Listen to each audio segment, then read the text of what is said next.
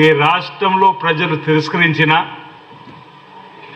Parliament ఎన్నికల్లో party ఉనికి కోల్పోయినా పట్టించుకోకుండా ఉండి ప్రతిపక్ష పాత్ర పోషించమని ప్రజలు అవకాశం ఇస్తే అసెంబ్లీ వేదికగా ఏ ప్రజా సమస్య కూడా పట్టించుకున్న పాపాన పోని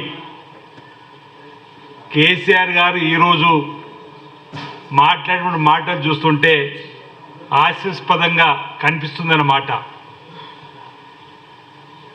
ఇంతకాలం నోరు మెదపకుండా ఇప్పుడు బడాయి కబుర్లు చెబుతూ కైలాసంలో పెద్ద పాములాగా తెలంగాణ ప్రజలు తెలంగాణ కోసం పోరాటం చేసి తెలంగాణ తెచ్చుకున్న తదుపరి తెలంగాణ పేరిట అధికారంలోకి వచ్చి ధనిక రాష్ట్రమైనటువంటి తెలంగాణను మీరు పాములా మింగి అప్పుల రాష్ట్రంగా అప్పుల కుప్పగా మార్చిన మీరు ఈరోజు ఆ సామెతను మాకు వాడతారని అడుగుతున్నా.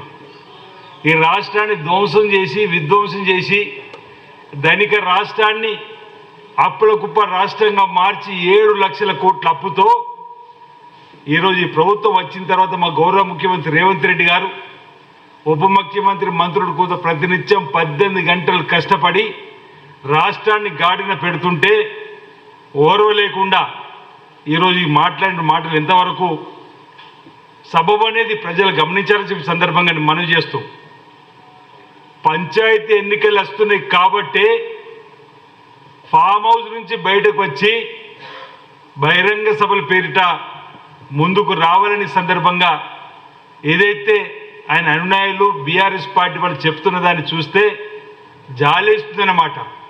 పంచాయతీ ఎన్నికల్లో కూడా ప్రజల తీర్పు మీకు వ్యతిరేకంగా ఇస్తారు, అందులో ఏమాత్రం అనుమానం లేదన్నమాట.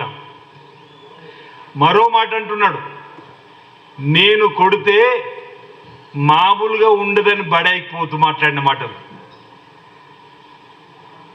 సినిమాలో మహేష్ బాబు గారి సినిమా, ఎవడు కొడితే దిమ్మ తిరిగి మైండ్ బ్లాక్ అవుతుందో వాడే పండుగాడు అన్నట్టుగా 13 మాసాల క్రితం మా కాంగ్రెస్ పార్టీ కొట్టిన దెబ్బ, మా రేవంత్ రెడ్డి గారు కొట్టిన దెబ్బకు మైండ్ బ్లాక్ అయి ఫామ్ హౌస్కు పరిమితమైన మీరు బీఆర్ఎస్ పార్టీ మాట్లాడేది ఈరోజు అడుగుతున్నా.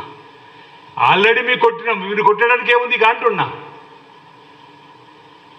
ఎవడు కొడితే మైండ్ బ్లాక్ అవుతుంది వాడే మొగర్రా బుజ్జి అనేటువంటి సామెతకు 13 మాసాల క్రితం కాంగ్రెస్ పార్టీ మా గౌరవ పీస్ అధ్యక్షుడు హోదాలు రేవంత్ రెడ్డి కొట్టిన దెబ్బకు